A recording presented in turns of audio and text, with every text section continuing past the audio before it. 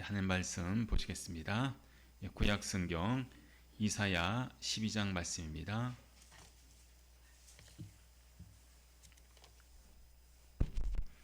이사야 12장 1절로 6절 말씀까지입니다. 한 절씩 교독합니다. 그날에 네가 말하기를 여호와여 주께서 전에는 내게 노하셨사오나 이제는 주의 진노가 들어왔었고 또 주께서 나를 안위하시오니 내가 주께 감사하겠나이다 할 것이니라.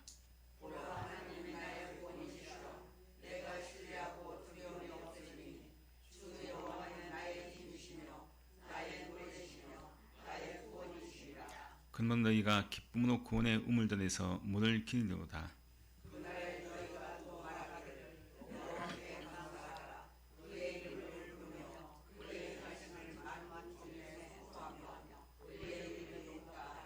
여호와를 찬송할 것은 극히 아름다운 일을 하셨음이니 이를 온 땅이 알게 할지어다.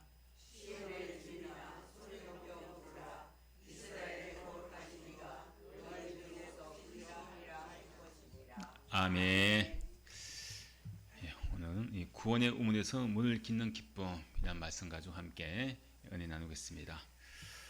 제가 이 지난 이 한 주간 동안에 제가 세미나를 한번 참석을 했습니다. 세미나 참석하면서 어떤 한 목사님과 이제 함께 이제 그 세미나에 참석하는데 그 함께 제 차를 타고 가는 그 목사님이 말씀하시는 거예요. 어떤 말씀하시는 자기 아들에 대해서 이야기합니다. 아들에 대해서 뭐라고 하시는가 하면 자기 아들이 어떤 직장에 이제 이 과장으로 새로운 그런 직장에 들어갔답니다. 참 좋은 그런 대우를 받고 그 직장에 들어가서 이제 열심히 이제 일을 하는데 이제 그 영업팀에 있어요. 영업팀에. 그 전에도 저한테 이제 그 직장에 들어갔다고 저한테 말씀해 주셨는데 근데 이번에 나왔다는 거예요. 또 그 직장에서. 좀 좋은 그런 이 과장직에서 또 좋은 그런 대우를 해줘서 참 그 목사님이 참 좋아하셨는데 근데 그 자기 아들이 그 직장에서 나왔다 그 이야기를 하시는 거예요. 아니 어떻게 해서 나왔습니까? 지난번에 저한테는 들어갔다 했는데 그렇게 오래 있지 못하고 어떻게 해서 일찍 나왔습니까? 하고 물었습니다. 그래서 그 목사님이 하시는 말씀이 아무래도 이제 이 여러 가지 직장에서 주는 이 월급이나 이런 것은 참 대우는 참 좋은데 근데 영업을 하다 보니까 아무래도 술자리를 하는 것이요. 술자리. 이 사람들 이제 판매처나 이런 모든 사람 만나는 곳곳마다 아무래도 술자리가 있는 거예요. 그 가는 곳마다 술자리다 보니까 이 아들이 거기서 제대로 이제 하질 못하는 거예요. 내가 그래도 목사님 아들인데 술을 안 마시고 또 그것을 거부하고 하다 보니까 자꾸 그런 자리가 불편한 거예요. 그래서 결국은 이 목사님 아들이 안 되겠다. 계속 이런 자리가 계속 만들어지고 계속 이런 직장이 내가 있는다는 것 자체가 힘든 겁니다. 그래서 과감하게 그 직장 이제 이 사장님에게 저 여기 그만둬야겠습니다. 도저히 저는 이거 못 하겠습니다. 근데 그 사장님은 그냥 그래도 좀 한번 하도 좀 유능하니까 계속 있어 달라고 하는데 저는 안 되겠습니다. 제가 목사님 아들로서 계속 그런 술자리 있고 그런 자리에 제가 술을 안 마시고 하는 이런 것이 여기 사업에 도움이 안 될 것 같아서 제가 그만둬야겠습니다. 하고 나왔다는 거예요. 나왔는데 이제 그렇게 오래 있지 않고 나왔죠. 그런 좋은 그런 이 직장에서 나왔습니다. 근데 이 사모님이 그 이야기를 듣고 막 화가 나는 거예요. 아니 그 직장 좋은 직장에 들어갔는데 네가 어떻게 요령껏 잘 어떻게 견뎌보지 잘 어떻게 해보지 그 좋은 직장이 나왔냐고 사모님이 또 속상합니다. 근데 이 목사님은요 좋아가지고 야 너 잘 그만뒀어 잘했어 이 목사님 기뻐하는 거예요. 이러면 어떡하나요? 여러분들 만약에 자녀가 만약 그렇다면은 어떻게 하시겠습니까? 기뻐할까요? 속상해할까요? 자 그렇게 해서 이제 목사님은 야 너 참 잘했어 그래 그렇게 하는 거야. 비록 그 직장이 좋다고 할지라도 그것은 네가 과감하게 그만두는 거 잘한 거야. 이 목사님 되게 자랑스러워하는 거예요. 잘했다고 또 아들한테 칭찬을 해줬다는 거예요. 막 기뻐가지고 좋아했다는 거죠. 그러고 나서 제가 이제 이 세미나를 들어 그 목사님과 세미나 참석을 했어요. 그 세미나 참석하는데 그 또 강사님이 하시는 말씀이 자기에게 딸이 이제 두 명의 딸이 있는데 좀 젊은 이 나이가 어린 딸들입니다. 근데 이 두 딸이 사춘기 때는요, 이 목사님을 그렇게 이 부끄러워하더라는 거예요. 자기 아빠가 목사님이라는 거에 그렇게 부끄러워가지고 막 피해 다닌다는 거예요. 밖에서 봐도 모른 척하고 친구들 앞에서 모른 척하고 부끄러워하더라는 거죠. 근데 이제 좀 지나고 나니까 이 두 딸이 아빠한테, 이 목사님한테, 아빠, 나는 아빠가 목사님이랑 그렇게 자랑스러워요. 그렇게 좋더라는 거예요. 왜? 그래도 내가 목사님을, 아빠가 목사님이다 보니까 예수님을 내가 믿고 예수님을 내가 만나서 구원받았다고 하는 이 기쁨, 이게 너무너무 좋다는 거예요. 그 이 목사님은 딸 둘, 이 사모님은 빼놓고 딸 둘하고 여행을 또 잘 다닌다는 거예요. 자, 이 딸 두 명이 자기가 처음에는 사춘기 때는 예수 믿는다는 것, 아빠가 목사님이라는 것, 이게 그렇게 부끄럽고 창피했는데 이제 좀 지나고 나니까요, 이 아빠가 목사님이고 어릴 때부터 또 복음을 듣고 그 말씀을 들으면서 내가 그래도 말씀을 통해서 구원받았다고 하는 것, 예수를 믿고 구원받았다고 하는 것, 이게 얼마나 큰 기쁨인지 비로소 깨닫게 되니까요, 내가 아빠가 목사님인 게 그렇게 난 기뻐요. 그렇게 좋아요. 그렇게 이제 이 두 딸이 이야기를 하더라는 거죠. 참 이 첫 번째 이야기했던 목사님의 아들과 두 번째 이야기했던 이 목사님의 두 딸의 모습을 통해서 우리가 뭘 알 수 있습니까? 구원받았다고 하는 그것이, 내가 예수 믿고 구원받았다고 하는 것, 내가 예수를 믿는 부모님을 두고 그 부모님 밑에서 내가 말씀을 듣고 신앙생활에서 구원의 기쁨이 있다는 것, 이게 가장 큰 기쁨이라고 이야기를 하는 것입니다. 참 우리가 이 예수 믿는 부모로서 자녀에게 가장 큰 기쁨을 줄 수 있는 것은 무엇이겠습니까? 자녀가 가장 큰 기뻐하는 것은 뭘까요? 자녀들이 여러분들에게 가장 큰 기쁨이 되는 것은 뭐겠습니까? 야, 내가 내 유산 다 너한테, 이 아파트 너한테 줄게. 그럼 여러분들 자녀가 기뻐할 수도 있죠. 야, 이 아파트 나한테 주는구나. 아파트가 억대인데, 야, 막 좋아가지고. 아니면 또 적금 든 것 몇천만 원 통장을 딱 주면서, 야, 나 적금 드는 거 너 이거 다 넣어줄게. 또 자녀가 또 기뻐할 수 있어요. 하지만은 가장 큰 기쁨은요, 무엇이겠습니까? 여러분 각자도 개인적으로 다 마찬가지예요. 이 세상 우리가 살아가면서 가장 큰 기쁨은 내가 결혼한 남편 만나고, 아니면 또 내가 결혼해서 자녀를 낳고, 아니면 또 월세 살다가 또 전세 살고 그런 기쁨, 또 전세 살다가 또 내 집 장만한 기쁨, 자동차가 없다가 좋은 자동차를 구입하는 기쁨, 직장에 내가 취직 못하다가 또 좋은 직장에 취직하는 것, 또 좋은 대학에 들어가는 것, 여러 가지 많은 그런 기쁨들이 있을 겁니다. 그 수많은 우리가 기쁨 가운데 가장 큰 기쁨은 무엇이냐? 그것은 바로 나 같은 죄인이 예수님을 인하여 구원받았다고 하는 그 기쁨, 그것이 세상에서 가장 큰 기쁨이라는 거예요. 근데 아직까지도 이 가장 큰 기쁨을 모르는 사람들이 있습니다.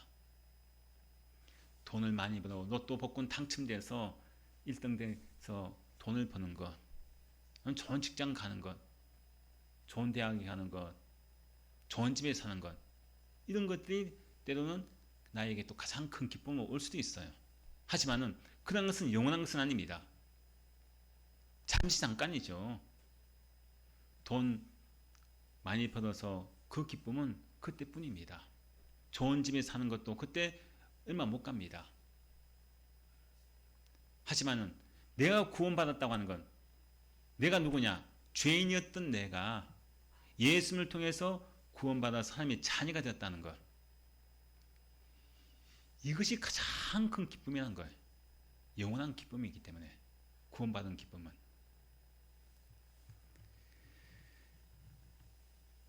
오늘 말씀 보면요 이스라엘 백성들이 정말 하나님께 택한 그런 백성 아닙니까? 이스라엘 백성들 택한 백성이죠. 근데 그들이 하나님의 택한 백성에 불구하고 하나님의 말씀에 불순종하고 또 악을 행합니다. 타락하죠. 죄 가운데 거합니다. 그래서 하나님께 진노하시죠. 진노하십니다. 그래서 이사야 선지자를 통해서 선포하시면서 내가 징계하겠다. 그래서 결국은 그 이사야 선지자를 통해서 말씀하신 그 말씀대로 예언의 말씀 그대로 이루어집니다. 결국 바벨론에게 나라가 멸망당하고 이스라엘 백성들이 바벨론으로 포로로 끌려가죠. 그 70년 동안의 바벨론 포로 생활을 통해서 그들이 철저하게 회개합니다. 하나님 우리가 우상 숭배하고 한 택한 백성으로서 하나님을 섬기지 못하고 하나님께서 우리를 사랑하신 그 은혜를 잊어버리고 우리가 죄악 가운데 살았습니다. 불순종의 삶을 살았습니다. 하나님을 멀리했습니다. 70년 기간 동안이 훈련받는 기간이었고 회개의 기간이고 멀리했던 하나님을 가까이 하는 그런 기간이 바로 바벨론 포로 생활이었습니다. 그래서 하나님께서 그 함께 말씀하신 바벨론 70년 그 생활 그 기간이 끝나니까 그들의 그 회개하는 모습을 통해서 하나님께 진노를 멈추시죠. 진노를 그치십니다. 그래서 하나님께서 그들을 또 어떻게 하십니까? 바벨론 포로에서 다시 고국 땅으로 돌아오게 하시죠. 회복을 시켜주십니다.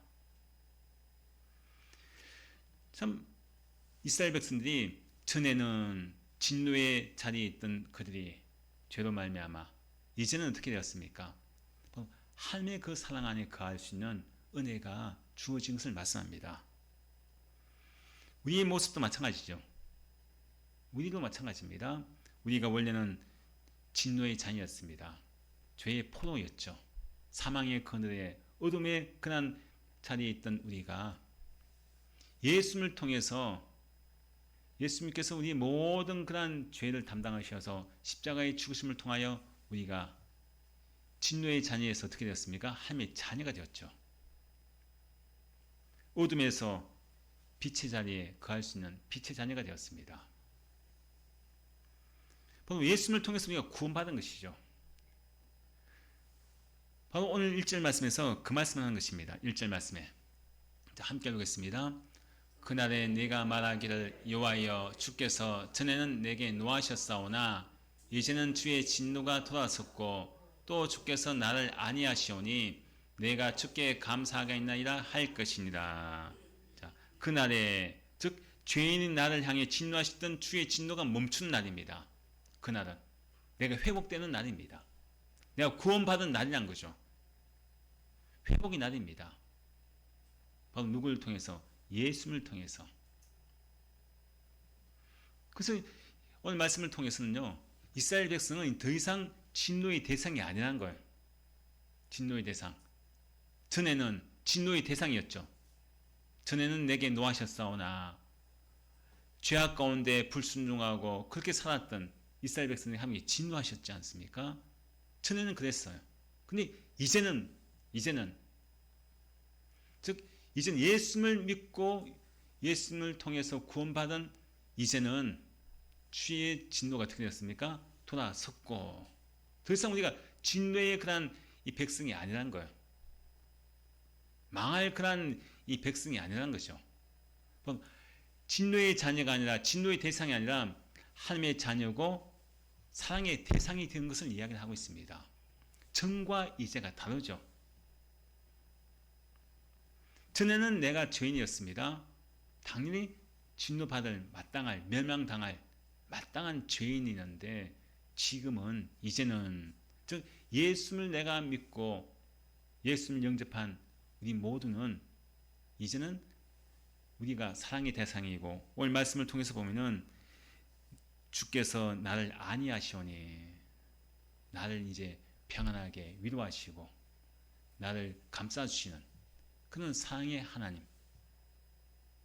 그래서 그 은혜가 너무나 크니까요. 그 은혜가 너무나 감사하니까 뭐라고 합니까? 내가 주께 감사하겠나이다. 뭘 감사하는 거예요? 내가 구원받았다는 게, 내가 진노의 자리에 거하지 않고 하나님의 진노의 대상이 되지 않고 이제 사랑의 대상이 됐다는 것. 그게 너무나 감사하다는 겁니다.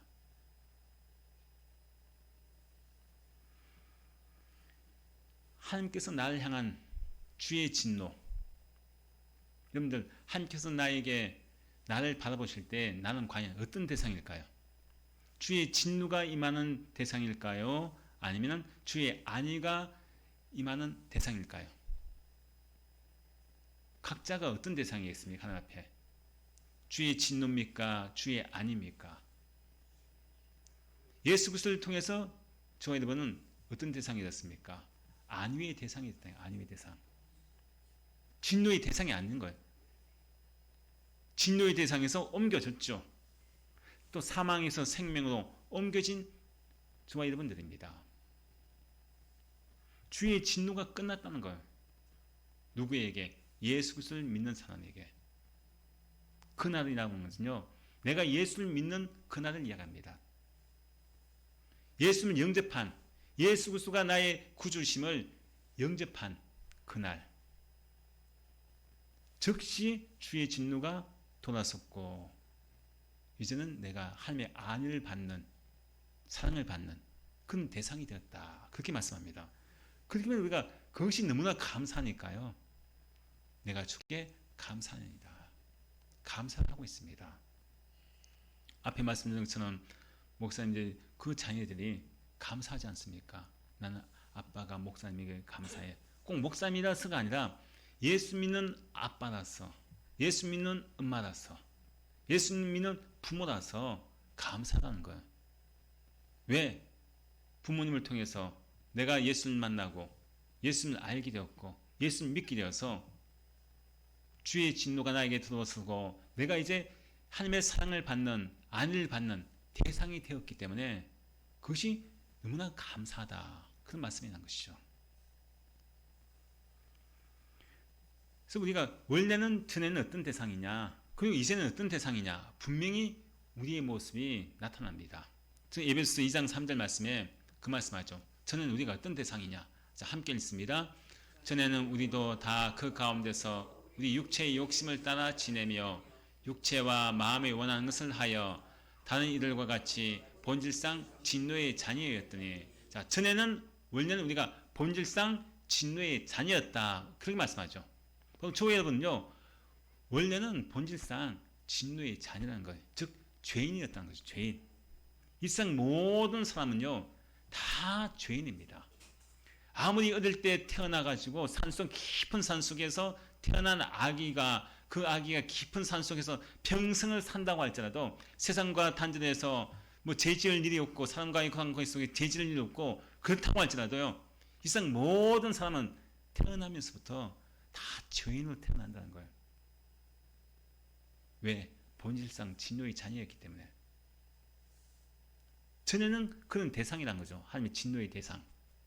자, 그런데 로마서 5장 9절 말씀에 그 말씀하죠. 함께 읽습니다. 그러면 이제 우리가 그의 피로 말미암아 의롭다 하심을 받았으니 더욱 그로 말미암아 진노하심에서 구원을 받을 것이니. 자, 그러면 이제라고 하죠. 자, 전에는 우리가 진노의 본질상 진노의 자녀고 죄인이었는데 이제는 그의 피로 말미암아, 누구의 피겠습니까? 예수 그리스도의 피, 십자가에서 날 대신해서 죽으시고 흘리신 그 보혈의 피, 구속의 피, 그 예수 그리스도의 그 십자가의 보혈의 피로 말미암아 내가 이제는 죄인이 아니고 의롭다 하심을 받았다. 즉 의인이 되었다는 거죠. 그래서 더욱 그로 말미암아 예수님을 통해서 어떻게 되었습니까? 진노하심에서 구원을 받는다. 그 말씀합니다. 본질상 진노의 자녀에서 어떻게 됐습니까? 구원을 받았다는 거예요. 예수님을 통해서. 그리고 하나님의 자녀가 되고 구원받은 우리가 해야 할 것이 뭐겠습니까? 감사겠죠. 감사.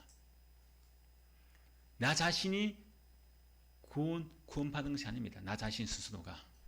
하나님의 은혜로 말미암아 내가 구원받은 것이죠.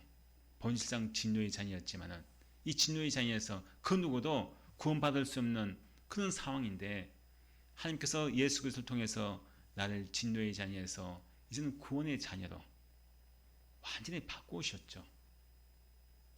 그리고 우리가 감사할 수밖에 없고 그 하나님의 은혜를 찬양할 수밖에 없다는 것입니다.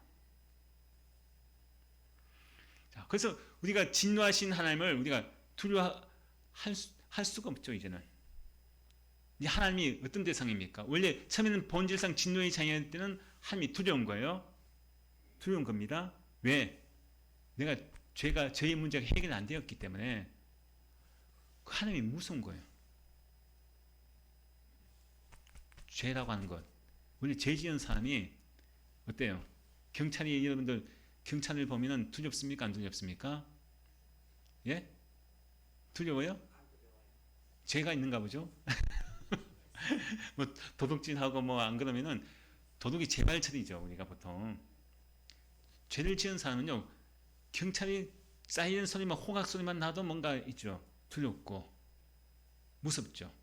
근데 우리가 길거리 가다가 경찰차가 지나가고 경찰을 봐도 두렵지 않잖아요. 마찬가지입니다. 내가 죄의 문제가 해결받지 않으면요, 죄의 문제가 해결되지 않으면은 하나님이 어떤 하나님이 내가 생각되느냐? 두려운 하나님이에요. 두려운 하나님. 근데 내 죄의 문제가 하나님 앞에서 하나님과의 관계 속에서 죄의 문제가 해결되었어요. 그러면 더 이상 내가 하나님이 두려운 하나님이 아니죠. 바로 그것을 지금 이야기하고 있는 겁니다. 자, 그래서 우리가 이 2절 말씀에 보라 하나님은 뭐라고 합니까? 2절 말씀에서 함께 읽습니다. 보라 하나님은 나의 구원이시라. 내가 신뢰하고 두려움이 없으리니 주 여호와는 나의 힘이시며 나의 노래시며 나의 구원이십니다. 자, 여기서 말씀에서 하나님이 나의 구원이시라고 하죠. 보라. 보라고 합니다. 보라. 자, 이건 어떻게 감탄사예요. 보라. 뭘 보라는 거예요? 하나님이 나의 구원이신 걸 보라는 거죠. 다른 어떤 것이 나를 구원해 주는 것이 아니라 오직 하나님만이 죄에서 우리를 본질상 진노의 자녀였던 우리를 하늘 안위의 대상으로서 또 사랑의 대상으로 만들어 주신 분은 바로 하나님이시라는 거죠. 하나님. 오직 하나님밖에 없다는 거예요. 구원자는. 그래서 보라는 거예요. 누가 나를 구원했느냐?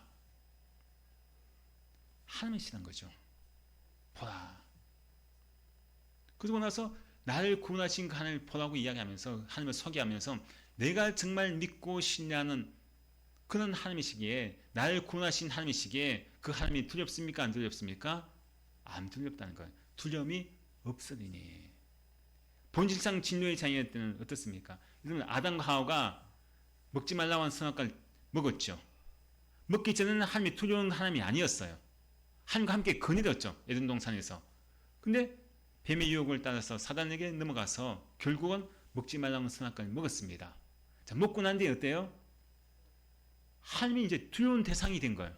무엇 때문에? 죄 때문에. 죄의 문제가 하나님과의 관계 속에 있고 난 뒤부터는요, 하나님이 두려운 분으로 이제 인식되는 거예요. 그때 어떻게 합니까? 내가 나무 뒤에 숨었다 하지 않습니까? 나무 뒤에 숨는 거예요. 왜? 하나님이 두려운 하나님으로 느끼시니까요. 근데 오늘 말씀을 통해서 본질상 진노의 자녀였던 우리가 이제는 하나님의 은혜로 말미암아 예수 그리스도를 통해서 내가 이제는 하나님의 안위의 대상이 되고 사랑의 대상이 되어서 그 하나님이요 두려웠던 하나님이 이제 두렵지 않습니다. 왜? 그 하나님이 나의 아버지가 되시기 때문이죠. 하나님이 나의 왕이 되시기 때문입니다. 두려운 대상으로 이제 보이지 않습니다. 가장 나에게 신뢰할 만한 분이시고 가장 내가 사랑하는 분으로 느껴지니까요. 죄가 없었던 그 당시에 아담과 하와가 하나님과 거느렸던 그런 하나님으로 내가 느껴지는 거예요. 자, 여기 말씀에서 그 말씀하죠. 그리고 나서 나의 구원이시며 내가 신뢰하고 두려움이 없으니 주 여호와는 나의 힘이시고 나의 노래이시며 나의 구원이십니다. 자, 여기서 이사야 선자가요 구원이라고 한 말을 나의 구원이라고 한 말을 두 번이나 이야기하죠. 두 번. 하나님이 어떠한 하나님이신지 말씀하는 거예요. 나의 구원이시라. 하나님 나의 구원이시라. 또 마지막에도 나의 구원이십니다. 하나님께서 나의 구원자가 되신다고 말씀하니까요. 바로 그 하나님을 신뢰할 수밖에 없는 거예요. 그리고 하나님께서 나를 구원하신 그 세상의 어떤 누구도 나를 죄에서 구원할 자가 없는데, 구원할 분이 없는데 하나님께서 나를 구원해 주시니까요, 가장 바로 하나님이 나의 힘이시란 거죠. 그 누구도 나를 죄의 자리에서, 진노의 자리에서, 그 자리에서 구원해 줄 어떤 것도 없었지만은 하나님만이 나를 구원할 수 있는 능력이 되시는 힘이 있으신 분임을 지금 이사야 선지자가 지금 고백을 하고 있습니다. 자, 근데 이 구원받은 우리가 하나님을 나의 구원자라고 모시고 있는 우리, 하나님을 나의 구원자라고 고백을 하고 있는 저희는 아닙니까? 그 하나님께 감사하는데, 노래하고 있는데, 그 하나님을 의뢰하고 두려워하지 않고 있는데, 그래 이런 자들에게 하나님께서 뭐라고 하시느냐? 우물물로 가라는 거. 우물물에 가서요, 그 물을 마시라는 거예요. 우물물. 자, 그럼 그 우물물이 어떤 물이냐? 그 뒤에 말씀이 나오죠. 3절 말씀 함께 읽습니다. 그러면 너희가 기쁨으로 구원의 우물들에게서 물을 기르려다. 여러분들 이 우물, 시골에 사시는 분들은 시골에 우물이 있죠. 동네마다 우물이 있습니다.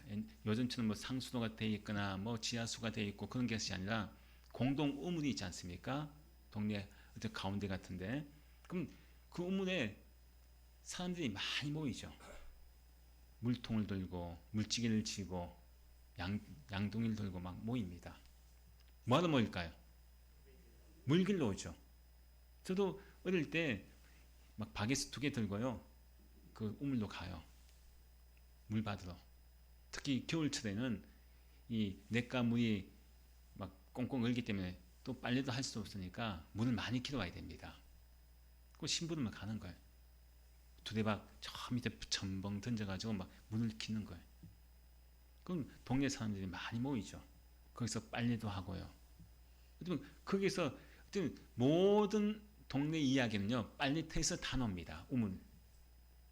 누구 집에 뭐가 있었대, 무슨 일이 있었대, 막 이야기하면서요, 모든 소문의 근거지가 다 그 우물에서 나오는 이야기들입니다. 그 우물이라고 하는 것은요, 단지 물을 깃는 그런 장소만 아니에요. 마을 사람들이 함께 어울려서 교제하고 또 이야기를 나누고, 좋은 이야기, 뭐 어떤 이야기든지 한가한 교제를 나누고 그것에서 참 서로가 하나가 되는 그런 장소가 바로 이 우물가입니다. 근데 이 물을 기르는 것은, 물이라는 것은 우리가 생명 아니겠습니까? 그래서 그 물을 길어서 가족들에게 먹이기도 하고 또 집에 키우는 가축들, 짐승에게도 먹이기도 합니다. 생명이기 때문이죠. 그 물을 먹어야 살 수 있지 않습니까? 바로 이사야 이 말씀을 보면요, 이사야 선지자는 이 구원을 이야기할 때 종종 우물로 비유합니다. 우물. 그래서 오늘 말씀에도 그 우물로 이야기하지 않습니까? 구원에 대해서 이야기하면서. 특히 이 팔레스타인, 즉 이스라엘 땅이죠. 이스라엘 나라는 땅이 너무나 척박하지 않습니까? 그 땅이 메마르고 척박하니까요, 물을 구하기 힘든 거예요. 광야와 같이 너무나 이 물이 귀합니다. 근데 이스라엘 백성들은 그 땅에서 만약에 물이 막 터져 나온다면요, 그렇게 물 기뻐합니다. 물이 막 터지면 기뻐해요. 우리가 옛날에 시골에서 지하수 팔 때 한참 막 파지 않습니까? 기계로. 여기 파고 저기 파고 하다가 한참을 파다가 그 파는 지역에서 물줄기가 팍 솟아오르죠. 그 동네 사람들 막 박수 치면서 얼마나 기뻐합니까? 물이 막 터졌다고. 특히 이스라엘 그 땅은 그래요. 더 물이 귀합니다. 바로 이사야 선지자가요, 구원에 대해서 이야기하는 이유가 바로 그것입니다. 우물물에 대해서 이야기하는 거예요. 왜? 우물물은 생명이거든요. 생명. 즉 구원은 우리가 생명 아닙니까? 영원한 생명. 바로 우물에서 물을 깃는 것을 가지고 구원으로 이제 비유를 하고 있습니다. 사람들에게 있어서 반드시 물은 필요합니다. 마찬가지로 모든 사람이 다 물이 필요한 것처럼, 물을 마셔야 살 수 있는 것처럼, 생명을 얻는 것처럼 모든 사람에게 구원도 다 반드시 다 필요하다는 거예요. 물이 필요한 것처럼 구원도 반드시 필요하다는 것입니다. 우리는 누구를 통해서 이 구원이 이루어집니까? 예수님을 통해서 이루어지는 것이죠. 예수님을 통해서. 예수님을 통해서 구원의 우물물에서 그 물을 우리가 마실 수 있는 거예요. 구원은 바로 우물과 같기 때문이죠. 우리가 예수 믿고 구원받았습니다. 자, 구원받았는데 구원받은 이것이 여기서 그치면 안 됩니다. 이 구원의 우물물을 나만 마시고 그냥 거기서 끝나는 것이 아니라 어떻게 해야 됩니까? 물을 길어서 그 구원의 물, 그 생명의 물을 길어서 어떻게 해야 됩니까? 길어서 가족들한테 가족 나눠줘야 되죠. 사람이 나눠줘야 되는 거예요. 왜? 그 물을 기다리고 있는 사람이 나눠줘야지 그 물을 마시고 생명을 얻지 않습니까? 주위 사람들 살리는 것이 바로 우물물입니다. 구원의 우물물. 예수님의 그 물을 마신, 구원의 물을 마신 우리가 나만 마시고 그칠 것이 아니라 그 물을 떠서 가지고 가서 나눠주고 물을 마시게 하는 것이 우리의 사명이라는 것입니다. 그래서 이 구원의 우물물은 어떤 물이겠습니까? 기쁨의 우물이에요. 기쁨의 우물. 왜 기쁨의 우물입니까? 영생하는 물이기 때문이죠. 구원의 물이기 때문입니다. 그냥 물이 아니에요. 사람들마다 각자의 우물에서 물을 마십니다. 어떤 사람은 돈으로 판 우물물, 열심히 그 우물에서 돈을 많이 벌어서 이것저것 막 그 돈으로 내가 마십니다. 그 사실 보면요, 그 아무리 이 돈의 물을 마신다고 할지라도 사람은요 갈급합니다. 여러분 세상에 가장 큰 부자들이 여러분 돈에 욕심이 있을까요, 없을까요? 가지면 가질수록 사람은요 더 많습니다. 욕심이 더 많아요. 100만 원이 없는 사람은 100만 원만 있으면 좋겠다 하는 100만 원 정도의 욕심이 있지만은 몇 조를 가진 사람은요 또 욕심이 더 커요. 내가 더 몇 조 더 가졌으면 좋겠다. 가지면 갈수록 이상하게 더 큰 그런 욕심을 가집니다. 저 사람 저 정도 있으면 뭐 만족할 텐데 아닙니다. 사람마다 다 이 욕심이라는 것은 계속해서 만족함이 없이 계속해서 나옵니다. 그렇잖아요, 여러분들. 내가 월세에서 전세만 살아도 좋겠다 하지만은 전세 살다가 어때요? 또 내 집 좀 있으면 좋겠다. 교회도 마찬가지죠. 교회도 이렇게 또 우리가 월세를 내고 살다가 내 교회 좀 있으면 좋겠다. 막상 또 교회를 가져보십시오. 또 더 큰 교회로 건축하고 싶고 참 그것이 다 욕심이죠. 사실 보면 욕심 끝도 없는 거예요. 바로 우리가 구원의 우물물은 어떤 물입니까? 영원한 물이고 나에게 생명을 주는 물입니다. 변치 않는 물입니다. 이 물을 마시면요 항상 기뻐할 수 있는 물입니다. 왜 그래요? 항상 기뻐하는 것은 왜 항상 기뻐할 수 있을까요? 영원하기 때문에 기뻐하는 것입니다. 내가 구원받는 것은 그것이 단절되고 끝나는 것이 아니라 영원한 기쁨이 이 구원의 우물에서 나오기 때문이죠. 잠깐 이 돈의 우물은 내가 돈을 금방 내 손이 지을 때는 기쁘죠. 근데 이것이 또 금방 또 나가버립니다. 그 기쁨은 얼마 못 가요. 한 달도 못 갈 수도 있고요. 얼마 못 갑니다. 하지만 예수님을 통해서 내가 구원받았다고 하는 이 구원의 우물물을 마시는 자는요, 이 물이 어떤 물이냐? 기쁨의 우물이에요. 기쁨의 물. 항상 기뻐할 수 있습니다. 우리가 사는 이 세상에는 뭐가 필요하냐? 이 세상의 모든 사람들이 다 물이 필요한 것처럼 구원의 물이 필요합니다. 구원의 물. 죄와 사망과 그 심판에서 건진받을 수 있는 구원의 물이 필요하다는 것입니다. 바로 예수님은 바로 이것 때문에 우리에게 이 땅에 오신 겁니다. 구원의 물을 주시기 위해서 이 땅에 오신 겁니다. 세상 사람들이 구원의 물이 아닌 단 엉뚱한 물, 엉뚱한 우물에서 엉뚱한 물을 자꾸 자꾸 마시며 갈급해하고 그 순위에서 죄악 가운데 악을 행하고 불의를 행하는 그런 사람들 향해서 이 땅에 오신 거죠. 영원한 물, 목마르지 않은 물, 영생의 물을 주시기 위해서, 기쁨의 물을 주시기 위해서 오신 분이 바로 예수님이시라는 것입니다. 우리에게도 무엇보다 필요한 것은 바로 생수 대신 예수를 만나는 것입니다. 사람들마다 갈증들이 다 있습니다. 그 갈증은 우리가 목마르면 정수기에서 물을 마시기도 하고 아니면 물통에 있는 물을 마시기도 합니다. 그런데 보이지 않는 사람들마다 가정들마다 각자가 다 갈증이 있어요.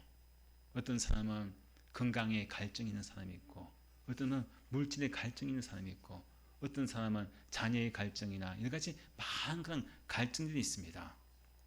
하지만 그 모든 것을 한 방에 풀어줄 그 갈증, 한 방에 해결할 그 물은 바로 구원의 물입니다. 예수를 만나면요 한순간에 해결됩니다. 우리가 사마리아 여인 보십시오.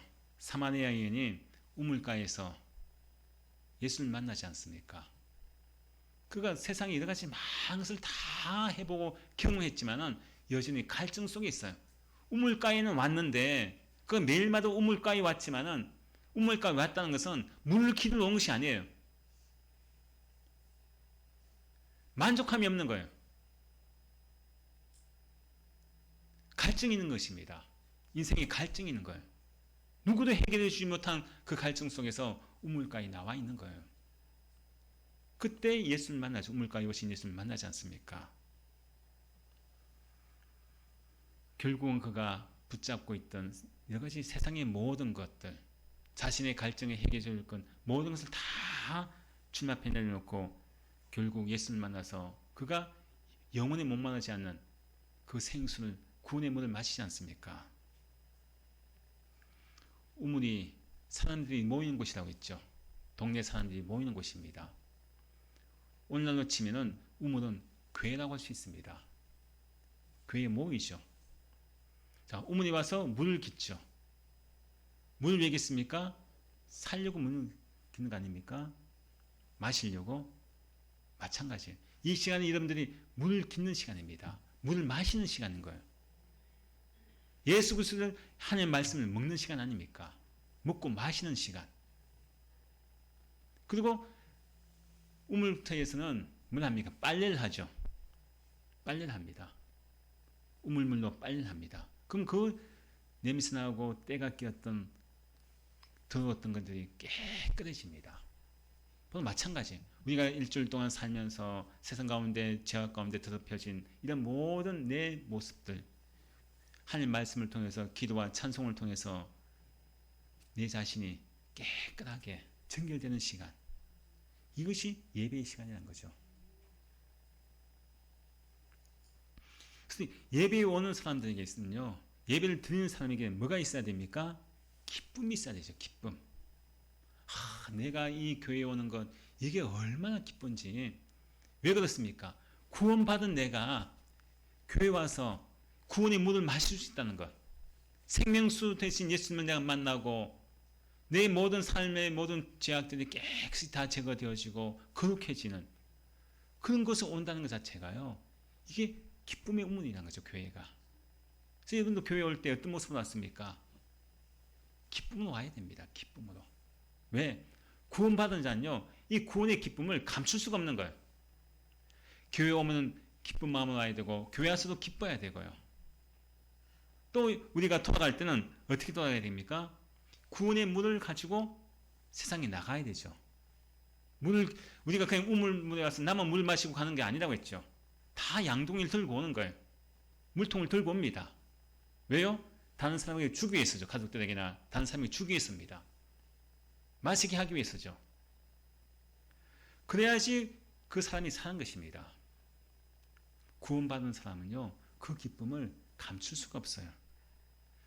구원받은 그 사마리아 여인이 예수님을 그 우물가에서 만나고 나서 진짜 이제 생수 대신 예수를 만나니까 이제 그 갈급함이 해결되었습니다. 세상의 갈증을 가지고 있던 그 여인이, 갈급함 속에서 방황했던 그 여인이 예수를 만나고 나니까요, 예배의 자리 이 나와서 예수를 만나고 나니까 막 기뻐 뛰며 마을로 돌아가지 않습니까? 마을로 돌아가서 어떻게 합니까? 동네 사람들한테 내가 구원자 대신 예수를 만났다. 구원의 예수를 만났다. 예수를 전합니다.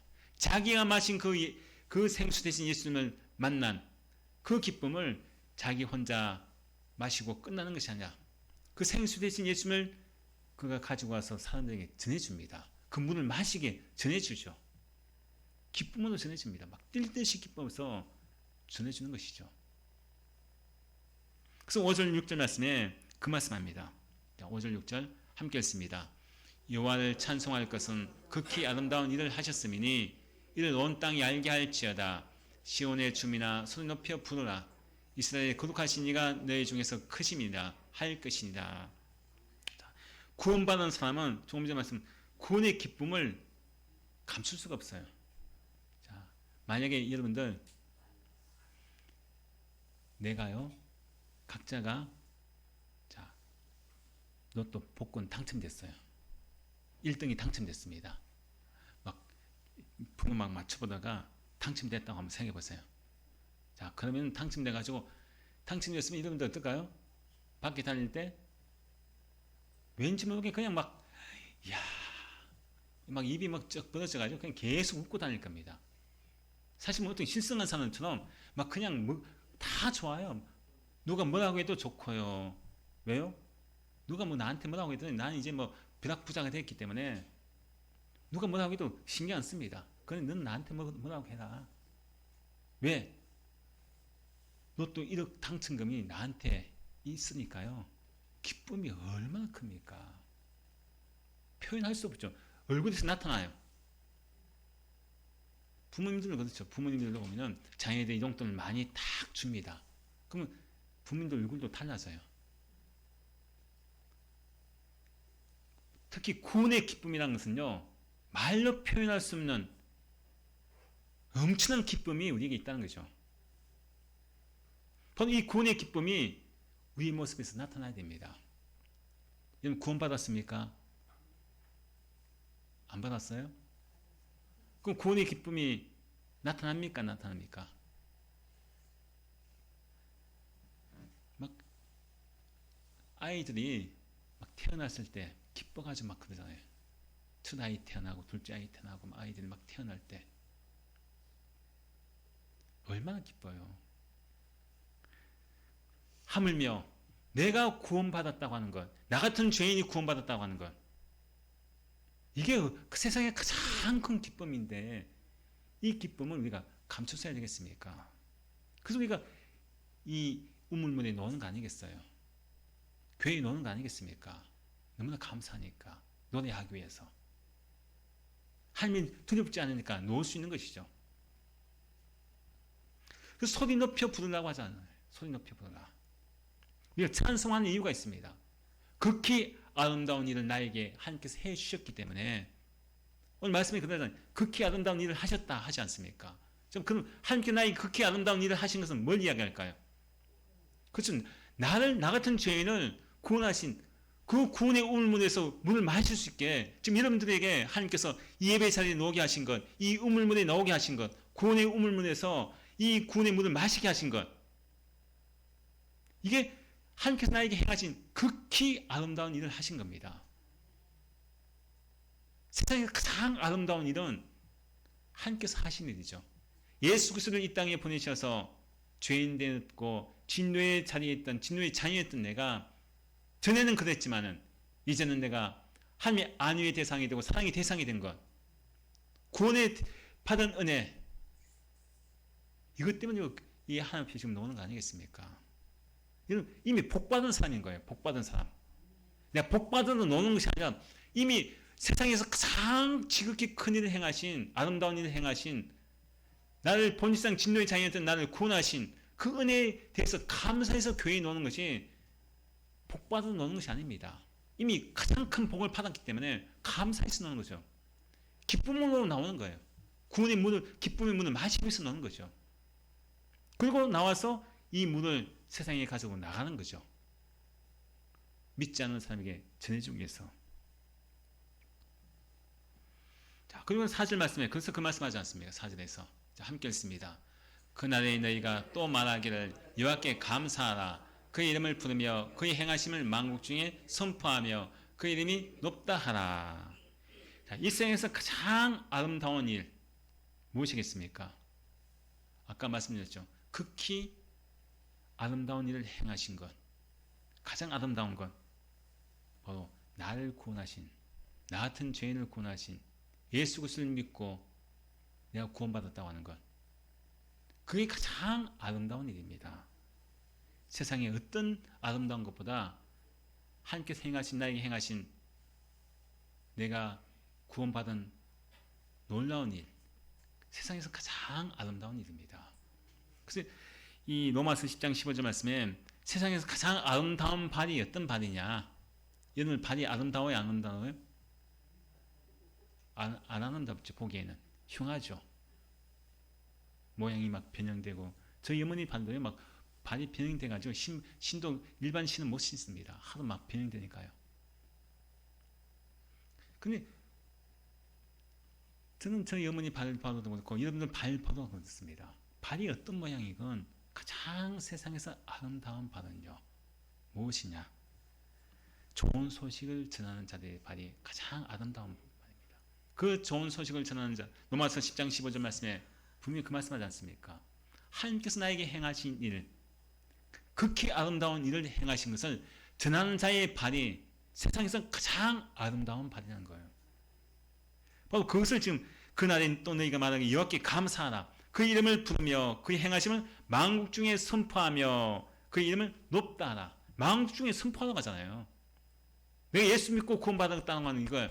이 지극히 큰 아름다운 일을 행하신 그 하나님을 선포하는 겁니다. 사람들한테 선포하는 거예요. 전도는 무엇이겠습니까? 내가 맛본 구원의 우물물에서 맛본 그 구원의 성수가 이게 얼마나 맛있는지 그것을 알고 사람들에게 야, 이 구원의 물 이거 한번 마셔봐. 소개하는 것이 전하는 것이 전도 아니겠습니까? 우리 그렇잖아요. 어느 맛집에 가면 맛있으면 여러분들 이야기하잖아요. 야, 그거 내가 이번에 가서 먹어보니까 진짜 맛있더라. 그거 한번 가봐. 소개해 주죠. 마찬가지입니다. 내가 예수를 믿고 구원받았다고 하는 구원의 문을 마신 사람은요. 야, 정말 세상에 어떤 것도 이 구원을 주는 문이 없구나. 예수를 통해서만 우리가 구원받을 수 있고 예수를 통해서 내가 하나님의 자녀가 되고 정말 하나님의 은혜의 가운데 복된 그런 인생, 영생을 얻는 인생이 되는구나. 그것을 맛보면요. 나만 알 것이 아니라 전해줘야 되죠. 두대박에다가 물을 퍼서 사람에게 나눠주는 사명이 바로 저와 여러분에게 있다는 것을 말씀합니다. 만국 중에 선포하며 하지 않습니까? 선포가 전도죠. 모든 사람에게 전하는 것. 예수를 전해주는 것. 지금까지 나를 위한 삶을 살았다면 이제는 하나님의 복음을 전하는 그런 삶을 살 것을 우리에게 분명히 말씀하고 있습니다. 우리 대림절을 지금 보내고 있습니다. 구원의 우물에서 매일매일마다 우리가 기쁨으로 문을 기르고 또 이 기쁨의 문을 많은 사람에게 전해주는 대림절 기간 되시기를 주님 축원드립니다.